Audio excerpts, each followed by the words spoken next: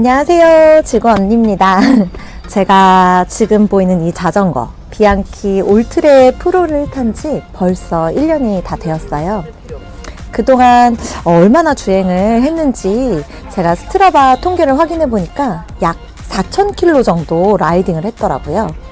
일상 라이딩은 물론이고요, 여러 번의 자전거 대회, 투어도 참여하기도 했고요. 그리고 비엔나, LA 여행 갈 때도 간 저의 첫 해외 라이딩을 함께 한 정이 많이 든 저의 자전거입니다.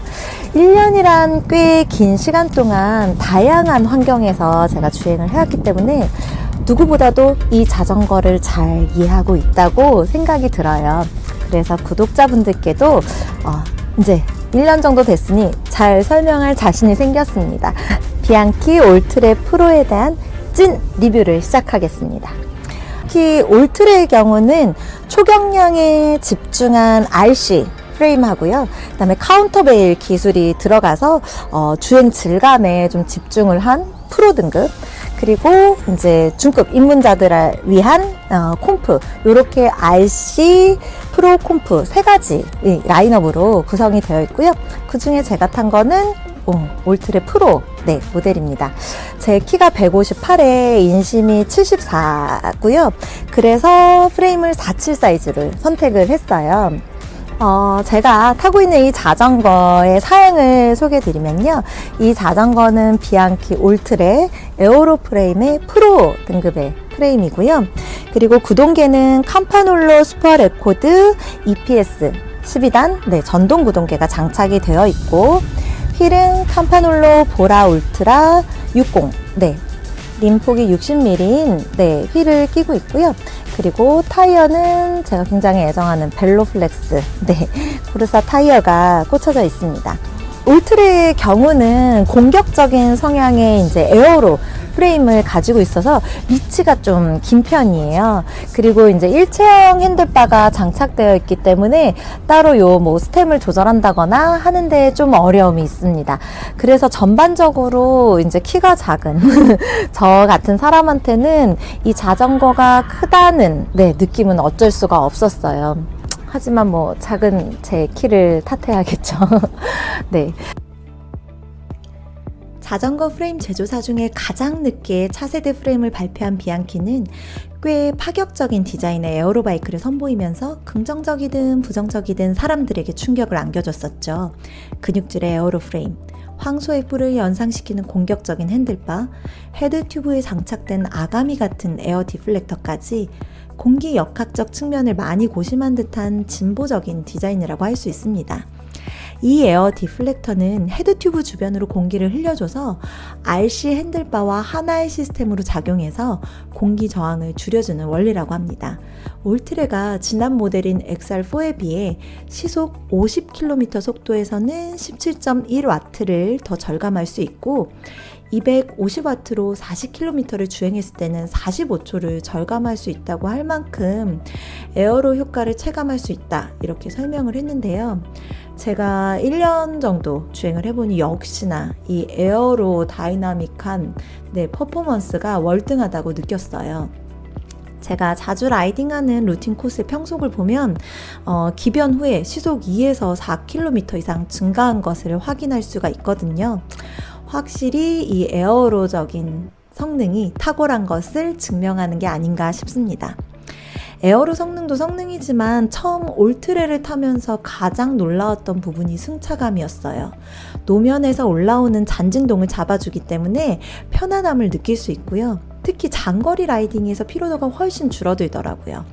제가 다운힐 쫄보라서 원래는 이제 풀 브레이킹을 잡으면서 내리막을 내려오는데, 올트레를 타고 다운힐을 하게 되면 통통 튀는 느낌이 없이 바닥에 쫙 붙어서 쫀쫀하게 내려오는 그 안정감이 되게 좋거든요.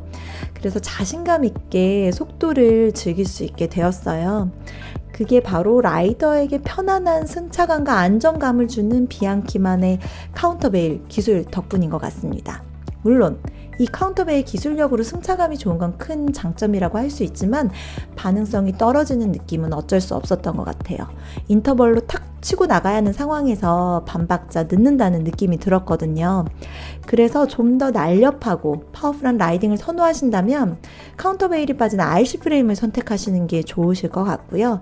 장거리 라이딩 비중이 높고 편안한 주행감을 원하신다면 이 프로 모델을 선택하시면 후회하지 않으실 것 같아요. 핸들바 슈퍼 모두 RC와 같은 모델을 사용을 하는데요. 핸들바가 인체공학적으로 설계되어 있어서 탑 부분을 잡았을 때 손목의 부담감이 적도록 디자인되어 있거든요.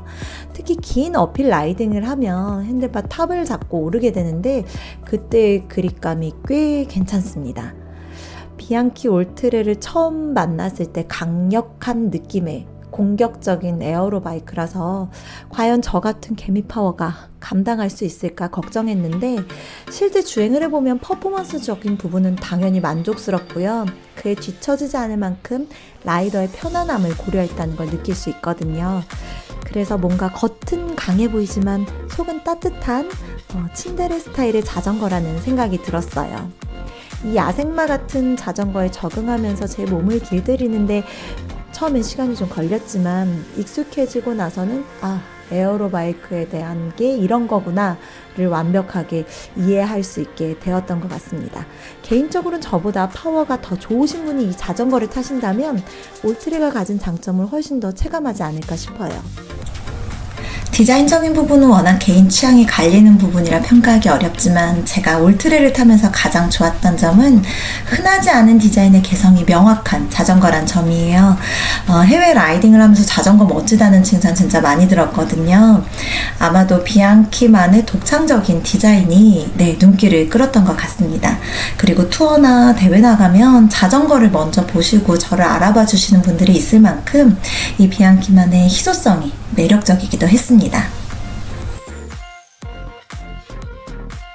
비앙키, 이 올트레를 타면서 제가 느꼈던 점은 일단은 개성 있는 디자인, 에어로 다이나믹한 퍼포먼스, 그리고 편안한 승차감, 이 세 가지로 설명을 할 수 있을 것 같아요.